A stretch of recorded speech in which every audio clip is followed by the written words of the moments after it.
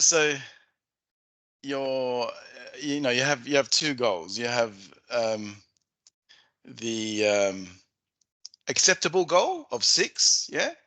But Mhm. what's an aspirational goal? Well, I never think about it, but maybe around 6.5 or 7. Let's That call that it will be the 7. maximum. Let's call it 7 because, in my opinion, you're a 7. I'm just chatting to you now, and you're a walking 7. So aspirational goal is 7, and acceptable is 6. 5, we're not even going to worry about that because that is not you. So yeah, okay, cool. So we've got an aspirational goal of 7, and we've got an acceptable goal of 6. And are you a perfectionist, do you think, Julio, or not? Well, no, I'm gonna be honest. Sometimes I get like I get comfortable with like whatever. I'm so Good, good, because yes. that's me too. Like, And I okay, think, this is what we have. Okay, let's face the good. Like, let's put the good face and okay, good, keep yeah. going. All right, because I think perfectionists often say, I'm going to do my best. So with you, let's have a goal of 7 with an acceptable goal of 6, which I think you're Yes. just going to get a 7, but that's just me. And I'm usually right about speaking marks. You know what they're looking for, yeah? With IELTS, they're looking for fluency and coherence. So I Hmm. think you're really fluent. I think you're really coherent because you're really clear. So the other one they're looking for is lexical resource. You know what that means, Okay. right? What does that mean? Lexical. Lexical. Like, um, I will say phrase some verbs, like phrasal verbs that what I can speak or how. Not really. Just using the right words at the right time. Yeah, lexical Okay. resource. Sure, yeah, using idiomatic language gets you a higher mark because it makes you sound like more of a native English speaker. But I think just choosing the right words at the right time to express yourself clearly, and that's what you have in your corner. You express yourself really clearly. Whenever I speak to you, I'm like, I go away and I think, that's really clear. And I think that's probably because you speak in English every day, Every and that day. that really helps. So lexical resource, yeah, just your breadth of vocabulary and just choosing the right words at the right time. You're gonna be fine. Mhm. And grammatical range and accuracy, I think that's pretty self-explanatory there. So they're looking for, a range of grammar structures. But I think if you overthink about, the grammar all the time, it will stop you from being fluent. So yeah. And accuracy, obviously, mistakes. Yeah. And the last one is pronunciation. Now, a lot of people get stressed about their accent. Everybody has an Yes. accent, but everybody's got an accent. Who cares? It's not about your accent, it's about whether we can understand what you're saying. And you are so clear. Yeah. So as long as your pronunciation doesn't impede communication, you will be fine. All Okay. right. So this is in, have you seen this before? This is, can I send this to you now? This Yeah, is sure. in, it's just some tips that I found, and I found it really helpful when I did a speaking practice recently. Okay. Um, all right. So that's done. And then now, do you want to do speaking mock? Do you want to try it out? Yes. All right. And So, actually, I'm sweating mm, right now. yeah, that's normal. That's okay. I mean, it's good because a little bit of adrenaline will help you to focus. I mean, before you give a presentation, you can look at it one of two ways. Either you're anxious or I've got some adrenaline and it's going to help me to focus because the increased heart rate will help me to focus. That's Mhm. good. And part one, remember in IELTS speaking, it's just some easy questions designed to help you relax It's true. into it. And the examiner is a teacher. Is a teacher who wants you to do well. I think a lot of people forget that. They look at them as an examiner. If you can make a connection with them and smile just as you did now, then you'll be absolutely fine. Okay. They want you to do well. I want you to do well. So let's have a look at this. Let's talk about a place where you live. Where do you live, Holy? Well, at the moment I'm living here in Sydney. I'm living in Stratfield, which is a quiet place, close many restaurants. You have bank. There is also the Westfield, which is pretty good, and the train station is amazing. 5 minutes train all the time. Fabulous. And do you think it's a good place to live for families, and why?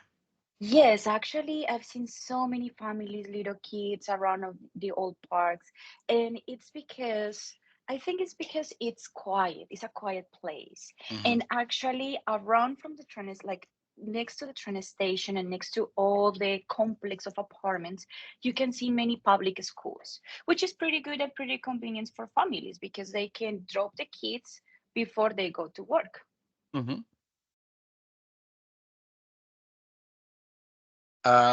How often do you meet your neighbors? Well, that's a difficult question because I'm not pretty close with my neighbors. Like in my complex, I don't Mm. speak with anyone there, but I do have friends who live close to me, around 5 minutes walking, which is pretty close from here in Sydney. So I usually meet with them every weekend. When we don't meet during the weekends, we just speak on the phone, but we have a close relationship with them. Cool. Let's move on now to talk about sports. Have you ever supported any sports teams? Well, actually, no, I'm not really an sport person. I consider myself like no an athletic person. But actually, my husband supports the Tottenham, which is a soccer football team in back in London. Hmm. Cool.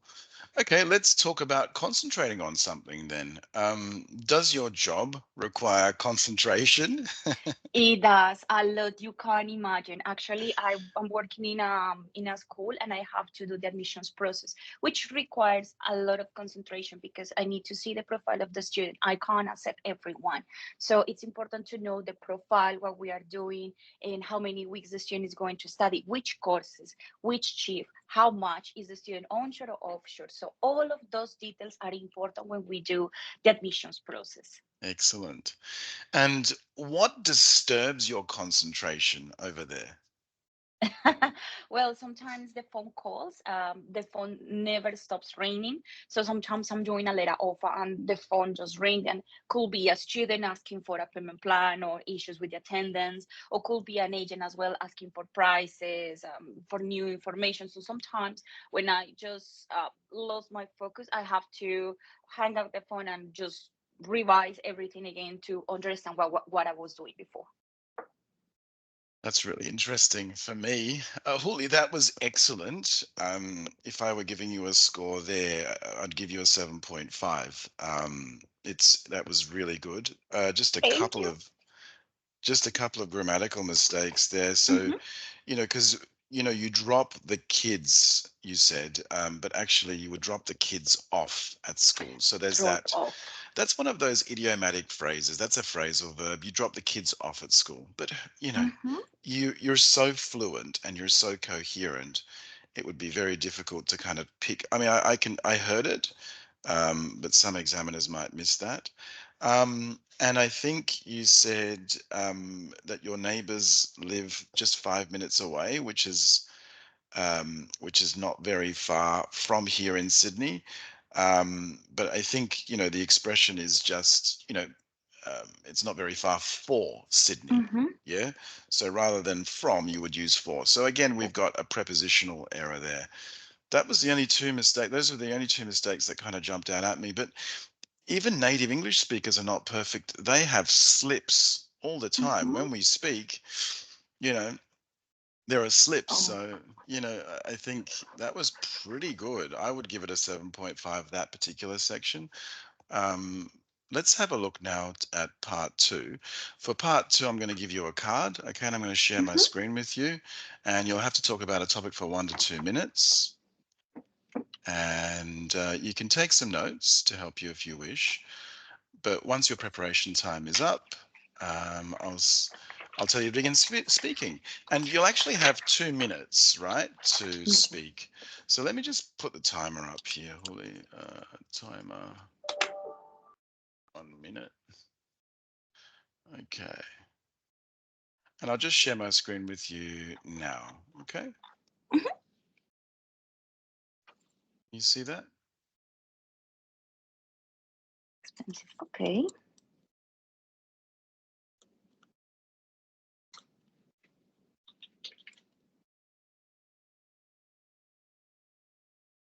That's it. Okay. 1 minute's up. Let me just set it for 2 minutes now. Okay. Can I stop sharing my screen, or do you want me to keep sharing my No, screen? no, you can stop. I took Let's some go. yes, I took some notes from here. You can start. Okay. Well, this is the activity that you usually do is always we go to have dinner in restaurants. It's not really frequently, but every time that we have our salary, I will say, we always like to enjoy this time. I always go with my husband. We usually pick up one restaurant in the city. We try to not repeat restaurants. That's our, I will say, our time to enjoy. We like to pick up any restaurant, 5 stars, 3 stars, 4 stars, and we go there. We have a nice dinner. We usually take drinks, and it's just our time. We usually go to the Darling Harbor just to have a nice view and enjoy the stars, to see the boats pass. And well, we usually like to find as well good restaurants with a nice view, a nice and a nice cuisine, I will say. We usually do it every 2 weeks. We can't do it every week because, of course, it's expensive. So the salary it won't be enough for us to cover our bills. And we usually do it during the weekends. It could be Friday or Saturday. We usually don't do it on Sundays because we don't want to eat so much and then at the next day or Monday be sick to go to work. So that's we usually do. We usually do it during the weekends. And we like to do it pretty early. We don't like to eat that late in the evening because once you, I don't know if you have this issue, but every time that we eat and it's too late after 9 p.m. and I go to bed, the next day I wake up and I'm feeling sick, I'm feeling dizzy, and well, it's a nightmare. So we usually do it like this way. Here in Sydney, and if we go to any town or if we are in another city, for sure we are gonna look at the reviews in Google and we are gonna find a restaurant, a really good restaurant, and we have to try it in there. Nice Okay. view, nice cuisine. That's excellent, Huli. That was excellent. You spoke for more than the 2 minutes, which is good. You ran through the tape. Um, so here we have another prepositional error. It's just a small one. Look, your fluency, Mhm. coherence is excellent. The pronunciation is excellent, in my opinion. There's an accent, but it doesn't impede communication. So all Okay. those things we spoke about, like, they were very, very good in that particular uh, section. We just had a few more grammatical Mhm. errors. And so, for example, we like to pick up any restaurant. Pick Um, up, yes, it's we like don't pick up a take. restaurant, we just pick. Choose We just or choose choose. or pick. Pick's Hmm. fine. Pick a restaurant or choose a restaurant. Um, we usually go to the Darling Harbour. Again, here, Darling Harbour, you don't need an article in front of Okay. Darling Harbour. It's the name of a place. So we usually go to Darling Harbour. Pronunciation, slight pronunciation issue with the word cuisine. Cuisine. You said, Cuisine. I think, I say cuisine. cuisine. Hmm. Cuisine? Yeah, it's cuisine. Cuisine. Perfect. And we don't like to be sick to go to work. So we don't like to be sick when we go to work the next day. When Yeah. we go to work. Okay. Don't worry, you'll be able to watch this back because it's being recorded. But overall, I think the fluency and coherence is excellent. The lexical resource, again, quite good actually. Grammatical range and accuracy is very good with, some inaccuracies, but they don't impede communication. And your pronunciation is very, very good. It doesn't impede communication. I only had one thing that I picked up, which was cuisine, but even that I understood what you were trying to say. So Mhm. very good. I think we're heading for that would probably be a solid seven. Solid seven, I would say. Solid seven. And the first one would be a 7.5. 7.5 for part one, probably a solid seven for part two, if I were being honest. So now we're up to Thank you. part three. And you know, with part Mhm. three, it's a two-way discussion. Now, in part three, you may have some curly or difficult questions, and it's perfectly okay to seek clarification on that.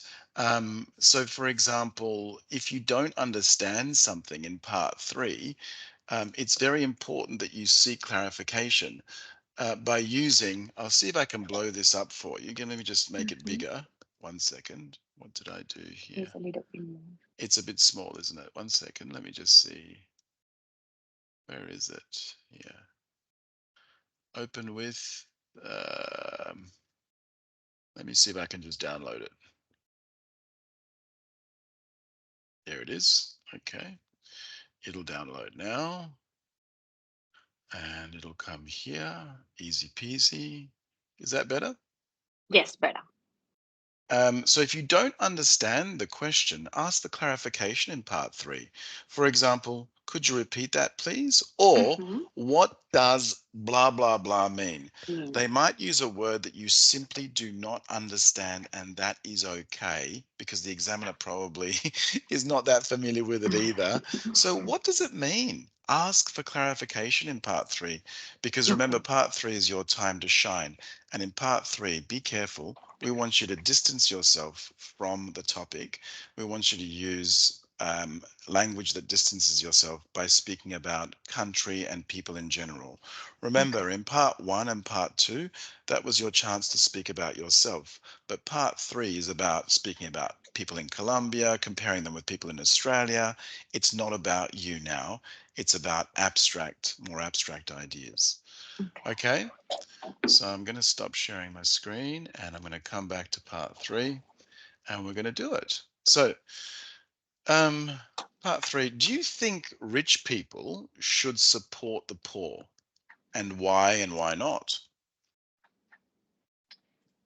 Paul, I will say that's a difficult question because I'm not a rich people, but I'm not also poor, and I'm in the middle Hmm. of the situation. I will say yes, they should support, but through community. For example, helping with the work community, doing something for them. It's not just keep money. Maybe supporting public schools, supporting a foundation for kids who want to play sports. That's a way to support and help poor people. Cool. Um, and do you agree with progressive tax? Why and why not? Why? Okay, Paul, what do you mean with progressive tax? Yeah. So is that what did we say? Yeah. What does progressive tax mean? It's Mean. fine. Yeah, it's fine. What you said was fine. But what does blah blah blah mean? Just remember that question. What does blah blah blah mean? And if you don't understand something because they spoke too quickly, could you please repeat Repeat that? the question. Mhm. Yeah. But what does progressive tax mean? Okay, so progressive tax is a tax in which the tax rate increases as your salary or as your taxable income increases. So the more you earn, the more you pay, You pay. basically. That's Okay, how it okay. is in Australia anyway. Yeah. So do you agree with progressive tax? And why? Well, Why um, not? thank you for the explanation. Actually, yes, I do. I do agree with the progressive tax, and actually, that's how it is here in Australia. Hmm. People who earn more, they should provide more taxes to the government, and that's actually uh, the money that the government use to help communities to keep the country as it is, as beautiful as it is, and all the progress that Australia has is because, of course, the tax incomes from the community, but as well to all the investment that they do. So I will say yes, I totally agree with the progressive tax.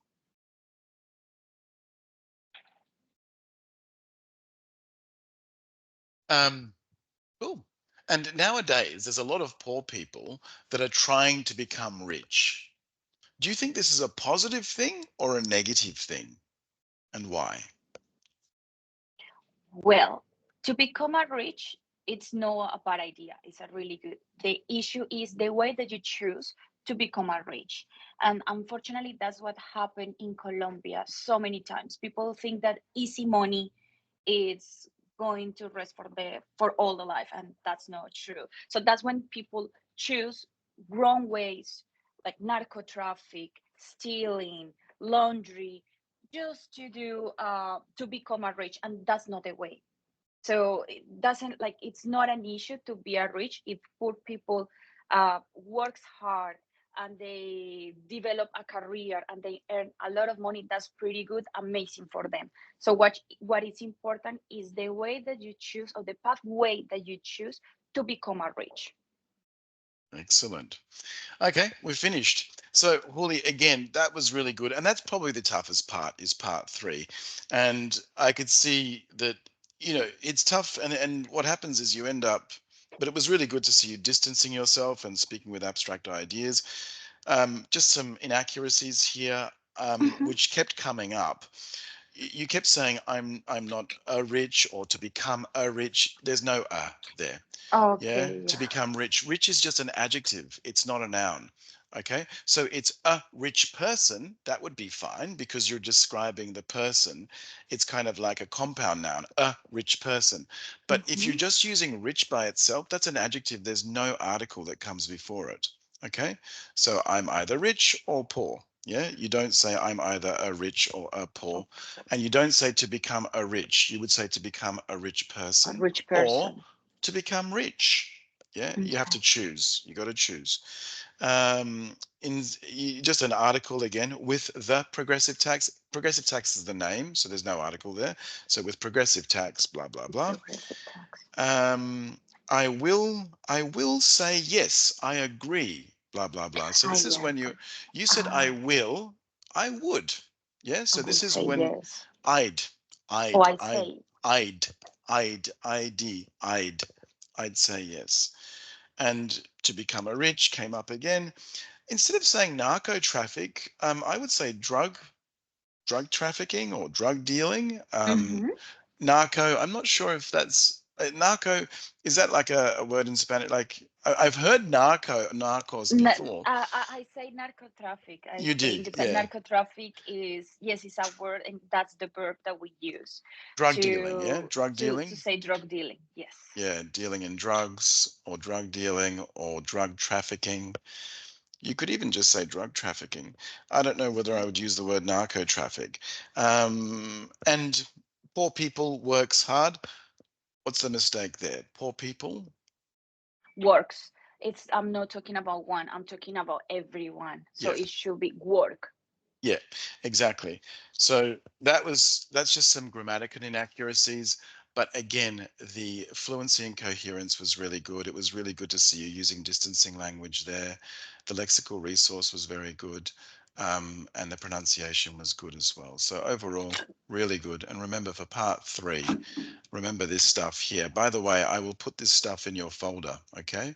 So I'm going to put Thank you for. this, and this in your folder, and you'll be ready to go. Look, overall, I would say that's a solid 7. I would. If you did the exam, tomorrow, you would get a Hmm. solid, you would get a 7. That's my opinion. That's just my opinion. And I'm usually right, because I've done this before, where students come to me just before the exam. And so we have an aspirational goal of 7, and we have what did I say? What did I call Our it? comfortable zone, which is Yeah, 6. yeah, yeah. Something you would be acceptable. Yeah. So Acceptable. acceptable, two A's. Acceptable would be 6, and an aspirational goal of 7. I really think you're going to get a 7. And I really think you should think back to when you first did the IELTS exam. When did you do it? Many years ago now. Yeah. In 2021, Yeah. 3 years Okay. ago. 3 years ago. I think you should look back on the way you were back then, and what would the 2021 version of Juliana think of you now? She would probably be very proud, I think, wouldn't she? Thank you. Thank Don't you you so think? much for. Because you're better. Yeah. So, Yes, it's true. and I'm doing better, even in reading, which was my worst part. I keep practicing, and I always get a score 5.5, and I'm like, yes, that's acceptable. I'm happy with that. It's an acceptable mark, and you know what? That those tests that you're doing online are a bit more challenging. The other thing is, I just remember you speaking in front of a large audience, and that is not something that's easy. So, I mean, that is not someone who has an IELTS of 5, for speaking. So, yeah, yeah. I don't know how you felt then, but if you know, if you can channel that same confidence into your speaking, probably because Jane didn't give you any warning, yeah? Maybe that's why. That's Nothing, probably why you nothing. did She so didn't well. say anything. She was Yeah. like, okay, go and talk. I was like, what? That's probably why you did so well. So if you can channel that same confidence into your speaking test, you should be fine. And if you can just do the same as you did with me just now, you should be fine to get Thank a you, Paul. 7. All right. I'm No. still sweating, by the way. Oh, really? But you didn't come across as though you did. You didn't come across as though you were nervous. You spoke really well. You didn't. Your voice didn't shake. I wouldn't have thought you were nervous, honestly. Alrighty. Thanks, Huli. No, I thank you, Paul. Really, thank you. I Yeah, really you got to. appreciate the Oh, time. sorry. It's no problem. How can stop recording now?